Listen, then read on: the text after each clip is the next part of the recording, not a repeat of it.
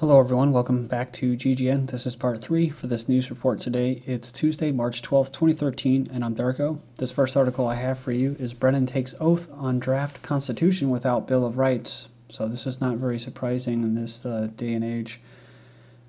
So it says here that this is not the symbolism that the White House wanted. No, they do. They want to let the American people know that they do not live in a democracy. They want them to know. They do this stuff on purpose. Hours after CIA Director John Brennan took the oath of office behind closed doors, far away from the press, perhaps befitting his status as American top spy, the White House took pains to emphasize the symbolism of the ceremony. It says Brennan swore in with his hand on an original draft of the Constitution that George Washington's personal handwriting and annotations on it dating from 1787. Director Brennan told the president that he made the request to the archives because he wanted to reaffirm his commitment to the rule of law as he took the oath of office as director of CIA. The Constitution itself went into effect in 1789, but as a blogger points out, what was missing from the Constitution in 1787 is also quite symbolic, the Bill of Rights, which did not officially go into effect until December 1791 after ratification by states. It means no freedom of speech and of the press, no right to bear arms, no Fourth Amendment, ban on unreasonable searches and seizures, and no right to a jury trial. But it's not a surprise because Obama swore in to his second term at a private ceremony. This is from January 20th, 2013. Obama swore in on Sunday to a second term during a subdued and private White House ceremony that precedes the pomp of Monday's public inauguration.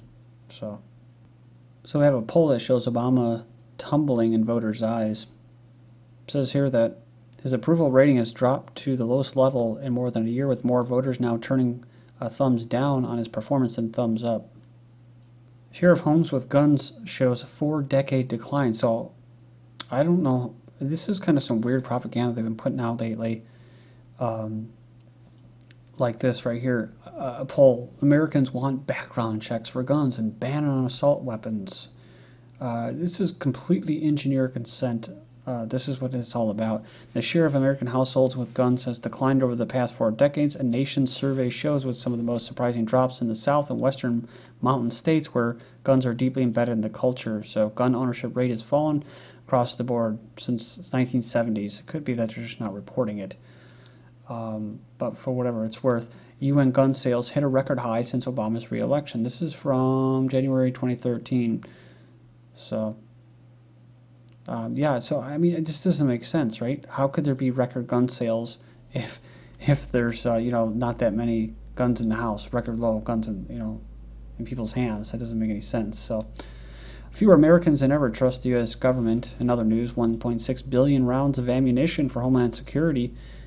So, it says here, the Denver Post ran on February 15th, an AP article that Homeland Security plans to buy 1.6 billion rounds of ammo. So far, there's little to notice.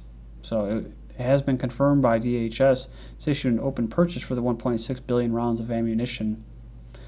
So, adding to this, DHS is now showing off its acquisition of heavily armored personnel carriers, i.e. tanks, repatriated from the Iraqi and Afghani theaters of operation. So Cryptogun goes on and says you don't need a weatherman to know which way the wind is blowing. Pew Research Center in Washington has found that fewer Americans than ever trust the decisions made by the government.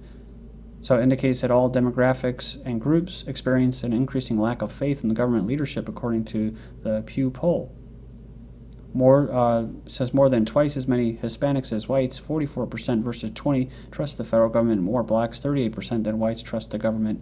This is not surprising. This is why they want to lower the voting age to why they did to 18. That researchers additionally observe that younger Americans trust the government more than their older counterparts, and that more liberals believe in the administration of Obama than either independents or Republicans. So, talking about being naive.